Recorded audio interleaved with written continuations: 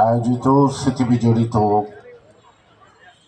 এই শহীদ মিনার প্রাঙ্গণে অনুষ্ঠিত জুলাই আগস্ট গণঅভ্যুত্থানের শহীদদের স্মরণে এবং যারা বেঁচে আছেন পঙ্গুত্ব বরণ করে তাদের প্রতি সহমর্মিতা,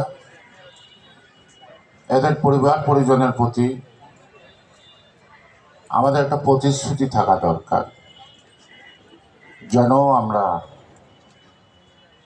যারা শহীদ হয়েছেন, যারা পঙ্গু হয়েছেন, তাদের পরিবারগুলির প্রতি আমরা যত্নবাদী থাকি।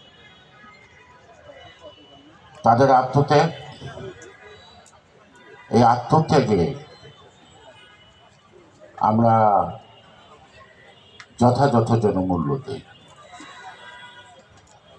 আমরা যেন তাদের নামকে বিক্রি করে নিজেদেরকে সমৃদ্ধ করার চেষ্টা না করি। যার যেটা প্রাপ্য তাকে যেন সেটা দিতে আমাদের মধ্যে কোনো কৃপণতা না থাকে।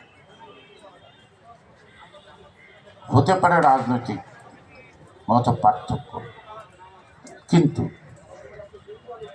তাদের রক্তের বিনিময়ে দেশটা ফ্যাসিবাদ মুক্ত। কিন্তু এটা আমরা বিজয়ের আনন্দের এখনো সময় আসেনি, কারণ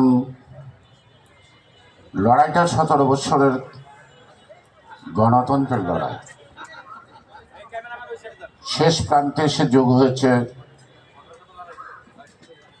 পরিকল্পিতভাবে মেধাশূন্য করার জন্য দেশকে, রাষ্ট্রকে।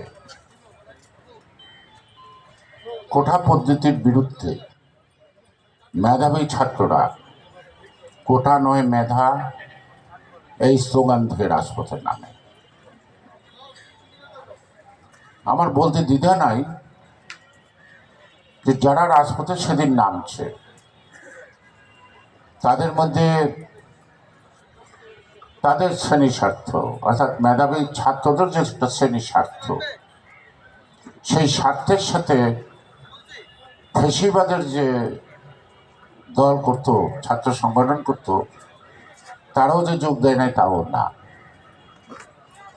হয়তোবা পরবর্তী পর্যায়ে তারা পিস্টান দিতে পারে দলের সিদ্ধান্তের কারণে।